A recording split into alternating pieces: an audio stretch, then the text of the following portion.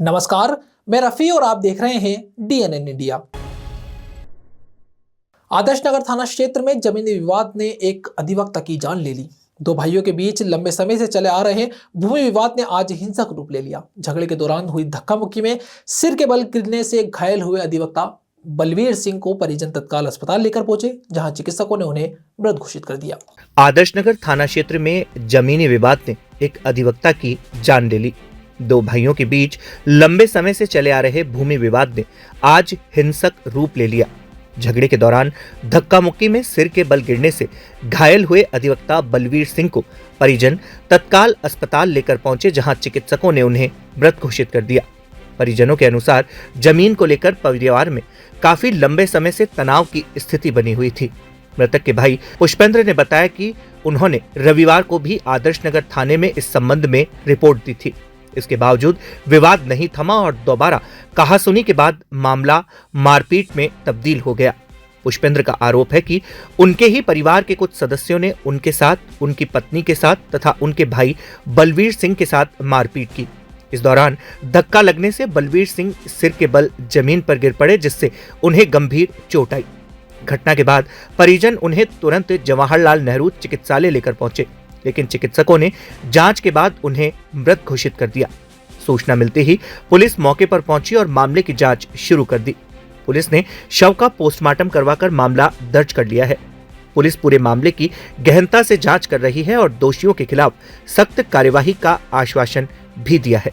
आज सुबह 7 बजे मेरे बड़े भाई बलवीर सिंह रावत भी एडवोकेट है, उसके मकान के सामने कोई हमारे परिवार में बंटवारा हुआ। उसके सब भाई अलग अलग कंपाउंडेड पे थे, तो वो भी उनके मकान के सामने चारदीवारी उनको फाटक लगानी थी। केवल उसी के बाबत 2 दिन पहले भी ये मारपीट थी। 2 दिन पहले भी जो भी हम उनके फाटक लगाने के लिए, निर्माण करने के लिए इधर आए हुए थे, तो उनके साथ मारपीट करी, मेरे साथ मारपीट करी, बलवीर सिंह के साथ मारपीट करी। ये रिपोर्ट मैंने 2 दिन पहले भी पुलिस में दी थी। और आज सुबह की घटना, आज वापस सुबह ट्रॉली लेके पत्थर लेके आया था ट्रैक्टर वाले ने हमें बुलाया था। मैं भी गया मौके पे, मेरी वाइफ भी थी और बलवीर सिंह जी भी थे। मैंने मेरे साथ मारपीट करी, फिर मेरी वाइफ के साथ करी और फिर बलवीर सिंह के साथ करी। और बलवीर सिंह के हाथापाई के दौरान वो 8-9 वर्षों से पैरालाइज थे, वकील थे और घर पे रहते थे। और उनके घर के सामने रास्ते के लिए वो फाटक लगाई जा रही थी, जिसमें मेरे बड़े भाई जो है भगवान सिंह, उसकी पत्नी लाली, स्नेहलता, हितेश, शिवम, ये चारों पांचों जनों मिलके 2 दिन पहले भी मारपीट करी और आज भी मारपीट करी। इस धक्का मुक्की में बलवीर सिंह जी गिर गए। उनके सर के बल गिरने से उनकी ऑन द स्पॉट ही उनकी मृत्यु हो गई। ये मैंने रिपोर्ट है। मैं पुलिस में कम से कम 6 बार ये रिपोर्ट दे चुका हूँ कि हमें हैरान और परेशान किया जा रहा है। वो पैरालाइज आदमी है। उसके 2 साल पहले मेरे माता पिता दोनों की डेथ हो गई। मैं उसका छोटा भाई होकर उसका ध्यान रख रहा था। पिछले 9 वर्षों से मैं उसका ध्यान रख रहा था और उसका किसी चीज़ से कोई लेना देना नहीं था। मेरा मकान आगे की तरफ है, उसका मकान पीछे की तरफ है। हम चारों भाइयों के मकान अलग अलग बने हुए हैं। बलवीर सिंह जी के मकान के सामने रास्ते के लिए वो फाटक लगाना चाह रहे थे कि मतलब इसकी क्या गलती थी, उनकी क्यों उनके साथ इस तरह का व्यवहार किया जा रहा था। और पुलिस के पास हम लोग 5 से 6 बार गए हैं, लिखित में रिपोर्ट की है। 14 तारीख को मैं खुद बलवीर सिंह, कमल सिंह, हम 3 जने उपस्थित होकर CI SHO छोटे लाल मीणा के सामने पेश होकर हमने लिखित में रिपोर्ट दी है। उन्होंने हमें आश्वस्त किया कि नहीं कर, अब नहीं होगा, ये नहीं होगा। लेकिन आज सुबह 7 बजे ये घटना हुई है, मेरे भाई की मृत्यु हो गई इससे। अब मुझे तो सिर्फ यही चाहिए, मैं जब तक मेरे भाई के हत्यारों को जब तक पुलिस गिरफ्तार नहीं करेगी, जब तक मैं बॉडी नहीं लूंगा। श्री बलवीर जी, उनके बड़े जो छोटे भाई हैं पुष्पेंद्र जी, वो भी हमारे अधिवक्ता हैं। आज 2 दिन से इनके कोई पारिवारिक विवाद चल रहा था। उस पारिवारिक विवाद में झगड़े का रूप लिया और झगड़े के रूप में आज सुबह धक्का मुक्की के अंदर और एक राय होके जिन्होंने भी पारिवारिक लोगों ने जो किया झगड़ा, उसकी वजह से उनके गंभीर चोटें लगी। दौरान इलाज उनकी अभी मृत्यु हो गई। जो दूसरे पक्ष हैं उनको गिरफ्तारी करने के लिए उनके जो ब्रदर हैं, जो भी अधिवक्ता ही हैं, उनका कहना है कि उन्हें जब तक गिरफ्तार नहीं किया जाता तब तक हम पोस्टमार्टम नहीं कराएंगे, बॉडी नहीं उठाएंगे।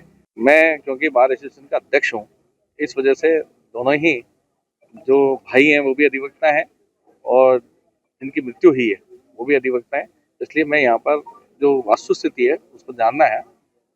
अभी जो संबंधित थानाधिकारी के जो एसएचओ साहब हैं उनसे हमारी बात हुई है, जो भी इसमें शामिल था उन्हें एक बार डिटेन करके बुलाया जा रहा है। उसके बाद आगामी अनुसंधान के बाद जो भी कार्रवाई है, जो उस समय के सीसी फुटेज वगैरह है उसे देखकर वो करने के आश्वासन दिया है। तो एक बार परिवार से वार्ता चल रही है कि आगे क्या करना है। अगर परिवार जो भी बताएगा उसके ऊपर आगे की लाइन रखी जाएगी। भ्रष्टाचार निरोधक ब्यूरो एसीबी ने भ्रष्टाचार के खिलाफ बड़ी कार्यवाही करते हुए अजमेर में अजमेर विद्युत वितरण निगम लिमिटेड के अधीक्षण अभियंता को 50,000 रुपए की रिश्वत लेते रंगे हाथों गिरफ्तार किया है। यह कार्यवाही एसीबी मुख्यालय के निर्देश पर एसीबी अजमेर इकाई के द्वारा की गई। भ्रष्टाचार निरोधक ब्यूरो एसीबी ने भ्रष्टाचार के खिलाफ बड़ी कार्यवाही करते हुए अजमेर में अजमेर विद्युत वितरण निगम लिमिटेड के अधीक्षण अभियंता को 50,000 रुपए की रिश्वत लेते रंगे हाथों गिरफ्तार किया है। यह कार्यवाही एसीबी मुख्यालय के निर्देशन पर एसीबी अजमेर इकाई द्वारा की गई। प्राप्त जानकारी के अनुसार आरोपी अधीक्षण अभियंता बाबूलाल अजमेर विद्युत वितरण निगम लिमिटेड में पदस्थ है। आरोपी ने एक परिवादी की फर्म को पूर्व में जारी किए गए वर्क ऑर्डर से संबंधित कार्यों में सहायता करने और लाभ पहुंचाने की एवज में कुल 2 लाख रुपए की रिश्वत की मांग की थी। परिवादी लगातार रिश्वत की मांग से परेशान था, जिसके बाद उसने एसीबी में शिकायत दर्ज कराई। इस मामले में एसीबी के महानिदेशक गोविंद गुप्ता ने बताया कि शिकायत मिलने के बाद 11 फरवरी 2026 को एसीबी टीम द्वारा शिकायत का सत्यापन किया गया। सत्यापन के दौरान यह पुष्टि हुई कि आरोपी अधीक्षण अभियंता द्वारा 2 लाख रुपए की रिश्वत की मांग की जा रही है। 16 फरवरी को एसीबी अजमेर की टीम ने योजनाबद्ध तरह से कार्यवाही करते हुए आरोपी बाबूलाल को परिवादी से रिश्वत की पहली किश्त के रूप में 50,000 रुपए लेते रंगे हाथों गिरफ्तार किया। जैसे ही आरोपी ने रिश्वत की राशि प्राप्त की, एसीबी टीम ने तत्काल कार्यवाही करते हुए उसे गिरफ्तार कर लिया। साथ ही रिश्वत की राशि भी मौके से बरामद कर ली गई। यह पूरी ट्रैप कार्यवाही एसीबी अजमेर रेंज के पुलिस अधीक्षक महावीर सिंह राणावत के सुपरविजन में की गई।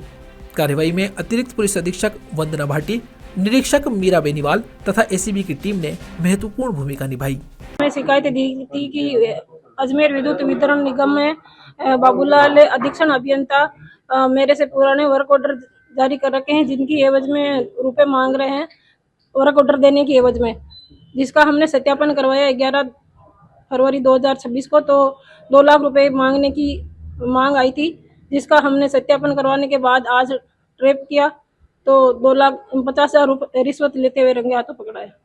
मतलब क्या पूरा काम था कि कितना पुराना वर्क ऑर्डर था जो उसको जारी नहीं कर 2025 के थे नवंबर दिसंबर के। तो मैम 2 लाख की डिमांड हुई थी, इसमें और कोई लोग सामने आए हैं? बाबूलाल नहीं, और कोई नहीं। बाबूलाल से डायरेक्ट ही बात होती थी सत्यापन? हाँ, उनसे ही डायरेक्ट बात हो रही थी। मैम ट्रैप की कार्रवाई कहाँ की गई और उस वक्त बाबूलाल जी क्या कर रहे थे? बाबूलाल जी अपनी ऑफिस के अंदर ही बैठे थे। उनकी विद्युत वितरण निगम अजमेर में ट्रैप की कार्रवाई की है। इस शिकायत के अलावा और भी शिकायत की? नहीं, बस और जांच की जा रही है। और मैम इनके पास से क्या क्या जब्त किया गया है? वर्क ऑर्डर की, ठेकेदार के वर्क ऑर्डर जब्त किए हमने। और कंप्यूटर वगैरह नहीं, वो कोई सर्च की भी कारण के घर भर पे अब बाकी की जांच की जा रही है। घर का मैम जयपुर में है और यहाँ पे किराए पे रहते हैं। तो सर्च चल रहा है? हाँ, जयपुर में। तीर्थराज पुष्कर स्थित ब्रह्म सावित्री वेद विद्यापीठ का 3 दिवसीय रजत जयंती समारोह एवं महाशिवरात्रि महोत्सव राष्ट्रीय संत गोविंद देव गिरी महाराज के सानिध्य में अत्यंत भव्यता और आध्यात्मिक गरिमा के साथ संपन्न हुआ। तीर्थराज पुष्कर स्थित ब्रह्म सावित्री वेद विद्या पीठ का 3 दिवसीय रजत जयंती समारोह एवं महाशिवरात्रि महोत्सव राष्ट्रीय संत गोविंद देव गिरी महाराज के सानिध्य में अत्यंत भव्यता और आध्यात्मिक गरिमा के साथ संपन्न हुआ। समापन समारोह में सलेमाबाद निम्बार्क पीठाधीश्वर श्री श्रीजी महाराज, महामंडलेश्वर प्रखर जी महाराज, विधानसभा अध्यक्ष वासुदेव देवनानी, केंद्रीय मंत्री भागीरथ चौधरी, विधायक अनीता बघेल सहित प्रदेश के अनेक राजनीतिक और धार्मिक हस्तियां उपस्थित रही। महाशिवरात्रि के पावन अवसर पर गोविंद देव गिरी महाराज ने महामृत्युंजय शिवलिंग की विशेष पूजा अर्चना कर राष्ट्र और विश्व कल्याण की कामना की। इसके पश्चात वार्षिक उत्सव के अंतर्गत वेद अध्ययन में उत्कृष्ट प्रदर्शन करने वाले अनेक वेद पाठियों को सम्मानित किया गया तथा उनके उज्जवल भविष्य की मंगल कामना भी की गई। विद्यार्थियों ने जिम्नास्टिक कला की आकर्षक प्रस्तुति देकर उपस्थित अतिथियों और श्रद्धालुओं को मंत्रमुग्ध कर दिया। वैद विद्यापीठ के 25 वर्ष पूर्ण होने के उपलक्ष्य में आयोजित रजत महोत्सव की सफलता पर ट्रस्टी राम अवतार राठी, अशोक कालानी, विकास झंवर सहित अन्य ट्रस्टियों को जगतगुरु श्री श्री जी महाराज और गोविंद देव गिरी महाराज द्वारा सम्मानित किया गया। इस अवसर पर अफ्रीका के घाना देश से आए शंकरानंद महाराज को गोविंद देव गिरी महाराज ने दीक्षा प्रदान की। त्रिवेणी के स्वामी विज्ञानानंद जी महाराज का भी स्वागत और सम्मान किया गया। विधानसभा अध्यक्ष वासुदेव देवनानी ने कहा कि ब्रह्म सावित्री वेद विद्यापीठ वेद अध्ययन और सनातन संस्कृति के संरक्षण में सराहनीय कार्य कर रहा है। हॉल में इस विद्यापीठ की स्थापना हुई, लेकिन आपके मार्गदर्शन की टीम ने इस प्रकार का बहुत ही भव्य स्वरूप इस सावित्री विद्यापीठ का जो बनाया है, मैं समझता हूँ ये अद्भुत है। यह तो सौभाग्यशाली है कि आज हमको इसका स्वरूप दिखाई देना है। वेदों के बारे में सोचा बहुत कुछ अधिक इनसे सुनने के लिए है, नहीं वेद जो है वो भारत की आत्मा है। इस नाते सारा जो जीवन जीने का, विश्व को दिशा देने वाला सारे वेदों में विद्यमान है। यदि मैं कहूँ कि जो विज्ञान है वह भी वेदों में है। और आज तो जापान और जर्मन जैसे देश जो कई आविष्कारों की बात करते हैं, वे सारे ऋग्वेद की स्मृतियों से प्रेरणा लेकर के सारे आविष्कार हैं। ये भारत सारे विश्व को नई दृष्टि देने वाला है और दे रहा है, और वैसा सारा विश्व भी आज भारत की ओर देख रहा है। पुष्कर के समीपवर्ती ग्राम थावला में थानेश्वर महादेव सेवा समिति द्वारा महाशिवरात्रि महोत्सव का आयोजन धूमधाम से किया गया। महाशिवरात्रि महोत्सव में महाकाल उज्जैन की तर्ज पर मेहंदी, हल्दी, शिव बारात, महाआरती एवं श्रृंगार दर्शन एवं भजन संध्या का आयोजन किया गया। तीर्थराज पुष्कर के समीपवर्ती गांव थावला में थानेश्वर महादेव सेवा समिति द्वारा महाशिवरात्रि महोत्सव का आयोजन धूमधाम के साथ किया गया। महाशिवरात्रि महोत्सव में महाकाल उज्जैन की तर्ज पर मेहंदी, हल्दी, शिव बारात, महाआरती एवं श्रृंगार दर्शन एवं भव्य भजन संध्या का आयोजन किया गया। थानेश्वर महादेव सेवा समिति के सदस्य पंडित मांगीलाल शर्मा ने बताया कि भूत प्रेतों की बारात निकाली गई। शिव बारात में पुणे से जगदम्ब ढोल एवं ताशा के 101 ढोल ने ग्रामीणों का मन मोह लिया। शिव बारात में मराठी परिधान में सजे युवक युवतियों ने ढोल, ताशा, डमरू जमकर बजाए, जिसकी आवाज लगभग 1 किलोमीटर दूर तक सुनाई दे रही थी। शिव बारात में आस पड़ोस के गांव से आए ग्रामीण श्रद्धालुओं का जन सैलाब उमड़ पड़ा, जिसके लिए भारी पुलिस जाब्ता भी तैनात रहा। महोत्सव के तहत भव्य महाआरती और भजन संध्या का आयोजन किया गया। इस सांस्कृतिक संध्या में आध्यात्मिक और संगीत जगत की नामचीन हस्तियों ने अपनी मनमोहक प्रस्तुतियां दी। महोत्सव में दादू दयाल गौशाला निवाई के संत प्रकाश दास महाराज, बीकानेर के प्रसिद्ध गायक नानू गोपाली, पुणे के सितार वादक प्रतीक खेरे और निम्बोला के महेंद्र डागी ने अपनी टीम के साथ भजनों की प्रस्तुतियां दी। आज थानेश्वर महादेव समिति द्वारा आज यहाँ पे शिव आरती की गई, शिव बारात निकाली गई और वह अन्य 101 ढोलों से यहाँ श्रृंगार आरती की जाएगी और बहुत से लोगों ने भक्त लोगों ने यहाँ पे दर्शन के लाभ उठाया। भजन संध्या भी है जिसमें बहुत बड़े बड़े कलाकार यहाँ आके अपना प्रोग्राम देंगे। पुष्कर में 23 से 25 फरवरी तक नए मेला मैदान में भव्य हनुमंत कथा का आयोजन किया जाएगा। इस आध्यात्मिक आयोजन में देश भर में प्रसिद्ध कथावाचक पंडित धीरेन्द्र शास्त्री श्रद्धालुओं को हनुमान जी की महिमा का रसपान कराएंगे। कथा को लेकर शहर में व्यापक उत्साह देखा जा रहा है और तैयारियां जोरों पर हैं। धर्मनगरी पुष्कर में 23 से 25 फरवरी तक नए मेला मैदान में भव्य हनुमंत कथा का आयोजन किया जाएगा। इस आध्यात्मिक आयोजन में देश भर में प्रसिद्ध कथावाचक पंडित धीरेन्द्र कृष्ण शास्त्री श्रद्धालुओं को हनुमान जी की महिमा का रसपान करवाएंगे। कथा को लेकर शहर में व्यापक उत्साह देखा जा रहा है और तैयारियां जोरों शोरों पर है। इसी क्रम में 22 फरवरी को आयोजित होने वाली विशाल वाहन रैली के सफल संचालन हेतु सोमवार को पूर्व अभ्यास किया गया। यह वाहन रैली सनातन जागृति के उद्देश्य से निकाली जा रही है, जिसका मुख्य लक्ष्य समाज में धर्म, संस्कृति और परंपराओं के प्रति जागरूकता फैलाना है।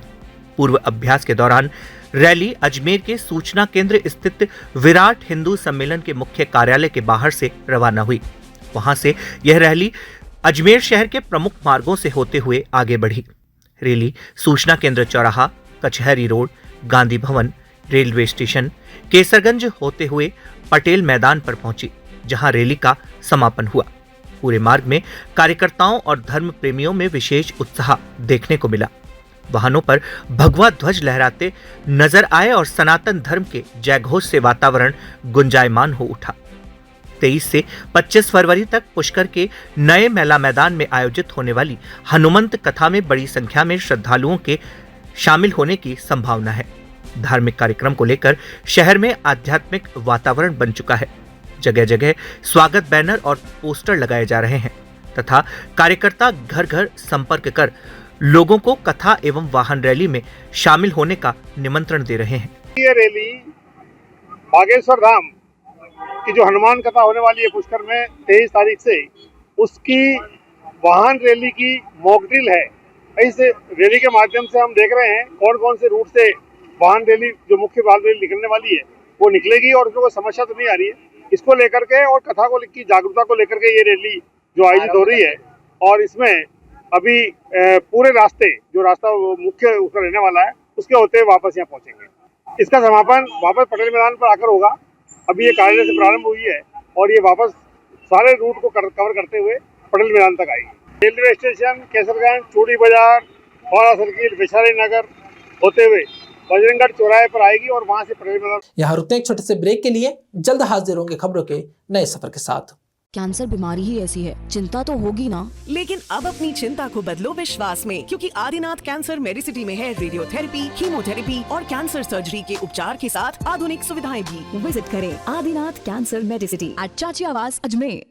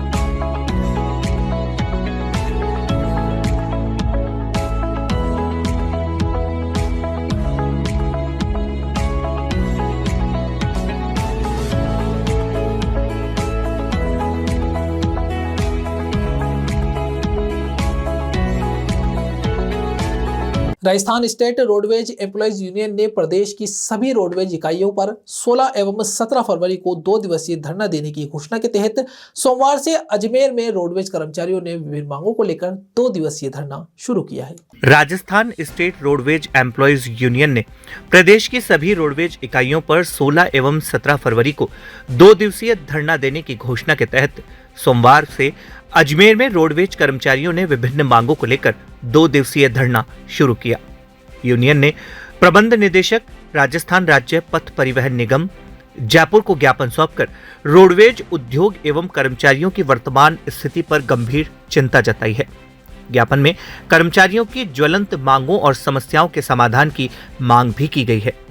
यूनियन के अनुसार वर्तमान में रोडवेज के पास 2580 बसें हैं, जिनमें से लगभग 850 बसें पूर्ण रूप से कंडम हो चुकी है।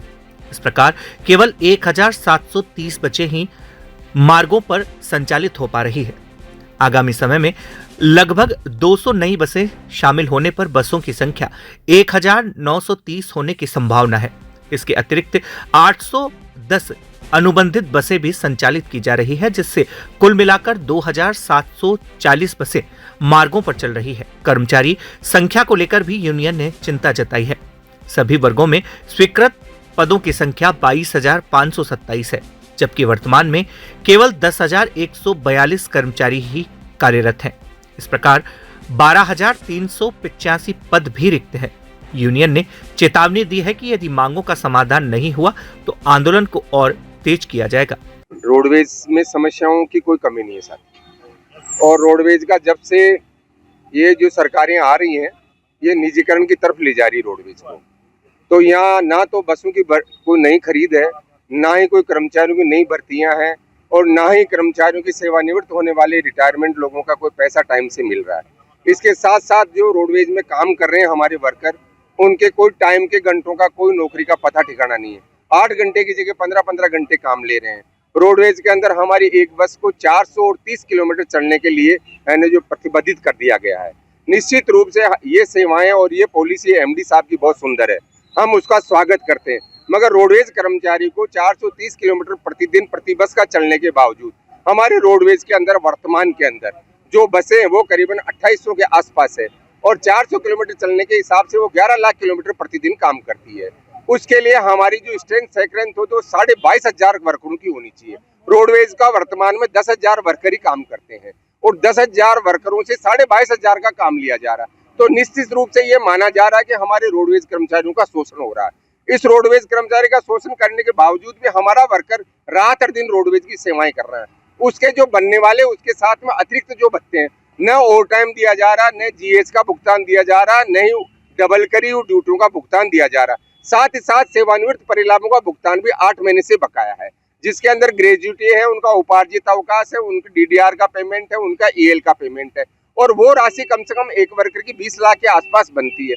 8-8, 9-9 महीने से हमारे वर्करों के 20-20 लाख रुपए लगे, जो एक गंभीर अनियमितता के रूप में आती है, गंभीर लापरवाही में आती है। आदमी रिटायरमेंट होने के बाद में फिर उनकी पेंशनें भी जो बनाई गई है वो पे मैट्रिक्स के तहत नहीं बनाई गई है। उन्होंने परसेंटेज के आधार पे है ना जो फिक्सेशन किया गया, राज्य सरकार के साफ इंस्ट्रक्शन है कि उनकी पे मैट्रिक्स से भुगतान किया, उनका फिक्सेशन किया जाए, मगर रोडवेज के अंदर वो भी नहीं हुआ। साथ ही राज्य सरकार में हमारे रोडवेज कर्मचारियों पे लागू होने वाले 70 साल की उम्र पे रिटायरमेंट कर्मचारी का 5% अतिरिक्त पेंशन भत्ता बढ़ना चाहिए। 75 साल पूरे होने पे 10% भत्ता बढ़ना चाहिए। 80 साल पे 20% बढ़ने का आदेश पहले से लागू है। तो जो राज्य सरकार में आदेश लागू वो राजस्थान रोडवेज पे भी लागू होने चाहिए, वो आदेश भी जारी नहीं हो। उसके साथ साथ हमारे वर्किंग में कई महिला कर्मचारी है, तो वह हमारे यहाँ स्टैंडिंग ऑर्डर के तहत जो काम करती है महिला कर्मचारी, उनको चाइल्ड केयर का छुट्टियों का वो नहीं दिया जा रहा बेनिफिट, और इसके साथ ऑफिस में काम करने वालों को दिया जा रहा है। तो हमारे महिला कर्मचारियों को एक ही डिपार्टमेंट में काम करने पर अलग अलग तरीके से भेदभाव करके उनकी छुट्टियां दी जा रही। साथ ही हमारे वर्किंग वाले जो कर्मचारी हैं उनकी ईएल छुट्टियां 30 ही है, और ऑफिस में काम करने वालों की 300 है। तो हमारे डिमांड नोट के तहत हमारी मांग है कि हमारे जो वर्किंग काम करते हैं, जो स्टैंडिंग ऑर्डर से गवर्न काम करते हैं, हमारे ड्राइवर है, कंडक्टर है, परिचालक, उनकी छुट्टियों को भी 300 के बराबर किया जाए। इसी के साथ साथ और भी हमारी कई मांगे हैं जो हमने इस डिमांड नोट में लिखी है। तो हम राज्य सरकार से और हमारा जो निगम प्रबंधन का जो हायर मैनेजमेंट से आज इन 2 दिवसीय धरने जो पूरे राजस्थान के अंदर हमारी 56 इकाइयों में लगाया गया है, ये 2 दिन के धरने, उसके माध्यम से हम अवगत कराना चाहते हैं कि जो हमारे डिमांड नोट में जो हमारे शीर्ष नेताओं ने आपको दिया ज्ञापन, अगर उन मांगों पर समय रहते हुए ध्यान नहीं दिया गया तो इस आंदोलन को हम और आगे की तरफ बढ़ाएंगे। और हमारे अगर इन मांगों पर ध्यान दिया उनको सकारात्मक रूप से, तो निश्चित रूप से हम ये चाहेंगे कि हाँ, हमारा सरकार और हमारी जो हायर मैनेजमेंट है वो रोडवेज के लिए कुछ करने जा रहे हैं। तो साथियों, इसके माध्यम से 2 धरने के धरने 16 फरवरी 2026 और 17 फरवरी 2025 को हम ये धरने दे रहे हैं। ये हमारी पुरजोर है, आपके माध्यम से ये आवाज हमारे को अपेक्षा है कि आप सरकार। अजमेर के वैशाली नगर स्थित होटल ब्राविया में नए venture aroma and the cinnamon का भव्य शुभारंभ समारोह उत्साह और उल्लास के साथ आयोजित किया गया। अजमेर के वैशाली नगर स्थित होटल ब्राविया इको में नए venture aroma and the cinnamon का भव्य शुभारंभ समारोह उत्साह और उल्लास के साथ आयोजित किया गया। कार्यक्रम में शहर के कई गणमान्य नागरिक, उद्योग जगत से जुड़े प्रतिनिधि, सामाजिक कार्यकर्ता एवं विशिष्ट अतिथि मौजूद रहे। सभी अतिथियों ने सद्गुरु ग्रुप के इस नए प्रयास की सराहना करते हुए उज्जवल भविष्य की शुभकामनाएं दी। यह नया उपक्रम सद्गुरु ग्रुप द्वारा आतिथ्य क्षेत्र में किया गया एक महत्वपूर्ण विस्तार है। ग्रुप के प्रतिनिधियों ने बताया कि अरोमा एंड द सिनेमन का उद्देश्य ग्राहकों को ऐसा वातावरण प्रदान करना है जहां वे अपने खास पलों को सजो सके और परिवार व मित्रों के साथ सुकून भरा समय बिता सके। समारोह के दौरान अतिथियों ने होटल की आधुनिक सुविधाओं और सुसज्जित इंटीरियर का अवलोकन किया तथा प्रबंधन की सराहना की। होटल प्रबंधन के अनुसार अरोमा एंड द सिनेमन को इस सोच के साथ तैयार किया गया है कि यहाँ आने वाला हर व्यक्ति अपनी यादों के खूबसूरत पलों को फिर से जी सके। मैं होटल ब्राविया से हूँ, जो कि एक सदगुरु का एक पार्ट है, और हमेशा से सदगुरु कंपनी ने अजमेर के लिए कुछ नया किया है ताकि यहाँ के लोगों को कंफर्ट मिल सके, और जो भी नया आता है वो अजमेर को दिया जाए। ठीक इसी तरह सदगुरु ने और ब्राविया होटल्स ने आज अरोमा द डार्क लाउंज बार की ओपनिंग करी है। ये बार केवल इसलिए नहीं है कि लोग यहाँ आएँ, पिएं, ड्रिंक करें, या ये एक कंफर्ट और एक इस चीज़ के लिए बनाया गया है जहाँ पे लोग आएँ, एक मेमोरीज़ क्रिएट करें। और इसी तरह हमने इस होटल ब्राविया में वैशाली नगर में रूम्स को भी हम लोगों ने बिल्कुल नया कर दिया है। रूम्स में हमने सारी तरह की एमिनिटीज़, लग्जरी, कंफर्ट हम लोगों ने प्रोवाइड किया है। Soon in March we will going to launch even the banquet hall and rooftop also. तो ये अजमेर के लिए सदगुरु एंड ब्राविया होटल्स ने फिर से एक सोच रख के और ये चीज़ प्रेजेंट करी है। So thank you so much कि आपने हमेशा ब्राविया होटल्स को सपोर्ट किया है। तो ठीक इसी तरीके से जिस तरीके से आपने हमेशा सपोर्ट किया है, इन फ्यूचर भी हमें आपका ये सपोर्ट चाहिए होगा। ब्राविया सदगुरु के साथ में हूँ, और मैं ब्राविया की जो एक होटल हम यहाँ खड़े हैं इको के अंदर, ब्राविया वैशाली के अंदर, और मैं जयपुर से हूँ और 3 साल से काम कर रहा हूँ। तो कुछ ऐसा सोच होता है कि हम कुछ हैपनिंग दें अजमेर में, क्योंकि अब लोग अजमेर से जयपुर जाते हैं, तो हमने कहा कुछ ऐसी चीज़ बनाएं हम अजमेर के अंदर कि लोग जयपुर जाना छोड़ें और हमारे अजमेर में वैशाली नगर में आके एंजॉय करें। तो हमने एक अरोमा बार लॉन्च किया, जो कि एक हैपनिंग प्लेस है जहाँ पे लोग आएँ, एंजॉय करें, जिसके अंदर देखें enjoy cocktails, mocktails, veg non veg snacks. और इस जगह पे आके एक मेमोरीज जो होती है, बेसिकली लोगों का शौक है कि हम एक मेमोरीज करें, हम जहाँ भी जा रहे हैं उस टाइम को यूटिलाइज करें। तो अरोमा एक ऐसी जगह हमने बनाई है जहाँ पे लोग आएँ, एंजॉय करें, और अजमेर को एक मतलब हम जिस जगह पे ले जाना चाहते हैं आगे, वो चीज़ लोगों को फील आए यहाँ पे अजमेर के अंदर ही। Thank you so much. Ajmer में आज निजी बस संचालकों ने जिला कलेक्ट्रेट पर विरोध प्रदर्शन किया। बस ऑपरेटर यूनियन अजमेर के बैनर तले एकत्रित हुए बस मालिकों और संचालकों ने परिवहन विभाग की कार्यवाही के खिलाफ नाराजगी जताई। अजमेर में आज निजी बस संचालकों ने जिला कलेक्ट्रेट पर विरोध प्रदर्शन किया। बस ऑपरेटर यूनियन अजमेर के बैनर तले एकत्रित हुए बस मालिकों और संचालकों ने परिवहन विभाग की कार्यवाही के खिलाफ नाराजगी जताई। प्रदर्शन के दौरान बस संचालकों ने प्रशासन के खिलाफ नारेबाजी करते हुए अपनी मांगों को लेकर ज्ञापन सौंपा। बस संचालकों का कहना है कि राजस्थान परिवहन विभाग द्वारा आए दिन निजी बसों के चालान काटे जा रहे हैं। इसके अलावा कई बसों को विभिन्न कारणों से सीज भी किया गया है। संचालकों का आरोप है कि विभागीय कार्यवाही से उन्हें आर्थिक नुकसान उठाना पड़ रहा है और उनका व्यवसाय प्रभावित हो रहा है। बस मालिकों ने बताया कि लगातार हो रही चालानी कार्यवाही के कारण न केवल उनकी आय पर असर पड़ रहा है, बल्कि यात्रियों को भी असुविधा का सामना करना पड़ रहा है। प्रदर्शन के बाद बस संचालकों ने जिला कलेक्ट्रेट कार्यालय पहुंचकर मुख्यमंत्री के नाम जिला कलेक्टर को ज्ञापन सौंपा।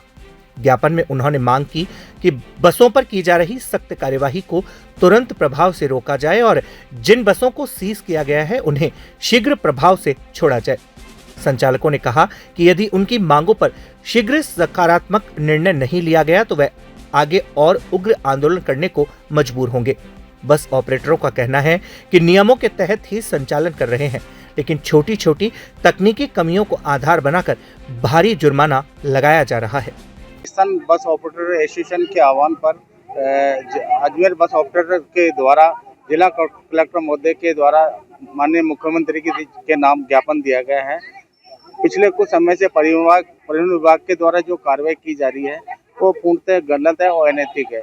आज परिवहन विभाग नई गाड़ियों के ऊपर पुरानी गाड़ियों पे नई गाइडलाइन जारी कर रहा है। आज हर बस ऑपरेटर पे कोई पे लाख रुपए का जुर्माना कर रहा है, किसी पे 1.5 लाख का कर रहा है, किसी पे 2 लाख रुपए का अपना राजस्व का लक्ष्य पूरा करने के लिए कर रहा है। तो इसलिए मुख्यमंत्री से हम बस ऑपरेटर गुहार लगाते हैं कि इस तरह की जो कार्रवाई है इसे बंद किया जाए और जो आरटीओ के द्वारा जो गाड़ियां बंद की गई है उन्हें तुरंत प्रभाव से रिलीज किया जाए। अगर इस तरह की किसी तरह की राहत अगर नहीं दी जाती है तो राजस्थान बस ऑपरेटर एसोसिएशन के द्वारा 23 तारीख से सभी प्राइवेट बस ऑपरेटर के द्वारा चक्का जाम। अजमेर शहर में सफाई व्यवस्था से जुड़े अस्थायी कर्मचारी आज से अनिश्चितकालीन हड़ताल पर उतर गए हैं। कर्मचारियों का कहना है कि लंबे समय से उनका बकाया भुगतान नहीं किया गया, जिसके कारण उन्हें मजबूर होकर यह कदम उठाना पड़ा। शहर में सफाई व्यवस्था से जुड़े अस्थायी कर्मचारी आज से अनिश्चितकालीन हड़ताल पर उतर गए हैं। कर्मचारियों का कहना है कि लंबे समय से उनका बकाया भुगतान नहीं किया जा रहा है, जिसके कारण उन्हें मजबूर होकर यह कदम उठाना पड़ा है। हड़ताल पर जाने से शहर की सफाई व्यवस्था प्रभावित होने की आशंका बढ़ गई है। हड़ताल पर बैठे कर्मचारियों ने बताया कि ठेकेदार द्वारा उन्हें पहले लिखित में भुगतान करने का आश्वासन दिया गया था। इसके बावजूद आज तक उनके खाते में बकाया राशि जमा नहीं की गई। कर्मचारियों का आरोप है कि कई बार संबंधित अधिकारियों और ठेकेदार को अवगत कराने के बाद भी उनकी समस्या का समाधान नहीं किया गया। अस्थायी सफाई कर्मचारियों का कहना है कि वे लंबे समय से आर्थिक संकट से जूझ रहे हैं। वेतन नहीं मिलने से उनके सामने परिवार का पालन पोषण करना मुश्किल हो गया है। कर्मचारियों ने कहा कि कई बार अधिकारियों से अनुरोध करने के बाद भी जब कोई कार्यवाही नहीं हुई तो मजबूर होकर उन्हें हड़ताल का रास्ता अपनाना पड़ा। कर्मचारियों ने चेतावनी दी कि यदि जल्द ही उनकी मांगें पूरी नहीं की गई तो वे अपना आंदोलन और तेज करेंगे। पिछली बार भी आप मीडिया के माध्यम से देखा गया, अस्थायी सफाई कर्मचारी जो भुगतान के लिए रोड पर उतरा था, एक बार फिर से उसी भुगतान को लेकर आज फिर कर्मचारी रोड पर है। ठेकेदार के द्वारा लिखित में देने के बावजूद भी आज दिनांक तक भुगतान नहीं किया गया। 12 तारीख को हमने निगम प्रशासन को भी लिखित में दिया है कि हमारा भुगतान अगर नहीं किया गया जल्द से जल्द तो हम हड़ताल पर जाएंगे। आज दिनांक तक कोई एक्शन नहीं हुआ, इसलिए मजबूरन हमको वापस हड़ताल करनी पड़ी। आज दिन से ही समस्त ऐसा सफाई कर्मचारियों की, चाहे वो रात की पारी में काम करता हो, चाहे 10 बजे बाद काम करता हो, चाहे सुबह से कार्य पर जाता हो, उन सब कर्मचारियों की हड़ताल है और ये हड़ताल अनिश्चितकालीन रहेगी जब तक कि हमारी मांगों पर पूर्णतः सहमति नहीं बनती। वो लिखित में देने के बावजूद भी आज दिन तक किसी प्रकार का कोई एक्शन नहीं लिया गया है, इसीलिए मजबूरन वापस हड़ताल पर उतरना पड़ा है। अब हड़ताल लंबी चलो, लेकिन जब तक हमारा पूर्णतः समाधान नहीं होगा हम ये हड़ताल नहीं तोड़ेंगे। आज हमने गेट मीटिंग रखी है, एक आम सभा रखकर एक हड़ताल की घोषणा की है कि दिन से समस्त अस्थायी सफाई कर्मचारियों की अजमेर में हड़ताल रहेगी और नगर निगम का प्रांगण का चक्कर लगाकर ठेकेदार के द्वारा नाराबाजी कर और इस सभा को यहीं समाप्त किया गया, दिन की हड़ताल की घोषणा कर। छत्रपति शिवाजी महाराज के सिद्धांतों और राष्ट्रभक्ति के संदेश को जन जन तक पहुंचाने के उद्देश्य से 75 युवाओं का एक दल ऐतिहासिक बाइक रैली लेकर शिवनेरी किला से अमृतसर के लिए रवाना हुआ है। यह दल विभिन्न राज्यों और जिलों से होते हुए लगभग 1950 किलोमीटर की लंबी यात्रा पूरी करेगा। इसी क्रम में सोमवार को यह रैली अजमेर पहुंची। छत्रपति शिवाजी महाराज के सिद्धांतों और राष्ट्रभक्ति के संदेश को जन जन तक पहुंचाने के उद्देश्य से 75 युवाओं का एक दल ऐतिहासिक बाइक रैली लेकर शिवनेरी किला से अमृतसर के लिए रवाना हुआ है। यह दल विभिन्न राज्यों और जिलों से होते हुए लगभग 1950 किलोमीटर की लंबी यात्रा पूरी करेगा। इसी क्रम में सोमवार को यह रैली अजमेर पहुंची, जहां स्थानीय महाराष्ट्र मंडल के पदाधिकारियों ने रैली का भव्य स्वागत और सम्मान किया। रैली में शामिल युवाओं ने बताया कि इस यात्रा का मुख्य उद्देश्य शिवाजी महाराज के राष्ट्रवाद, स्वाभिमान, सुशासन और जन कल्याण के सिद्धांतों को देश भर के लोगों तक पहुंचाना है। युवाओं का कहना है कि आज के समय में शिवाजी महाराज के विचार युवाओं के लिए प्रेरणा स्रोत हैं और देश के निर्माण में उनकी महत्वपूर्ण भूमिका है। निकले हुए 12 तारीख को निकले थे। 12 तारीख को शिवनेरी में हम लोग सब एकत्र हो गए। सभी मावड़े मतलब वो होते हैं जो छत्रपति शिवाजी महाराज के जो सूबेदार होते हैं, उनको मावड़ा कहा जाता था। और ऐसे मावड़े सब शिवनेरी में 12 तारीख को एकत्रित हुए, वहाँ एक जोत जलाई और वो जोत लेके हम लोग अभी अमृतसर के लिए निकल रहे।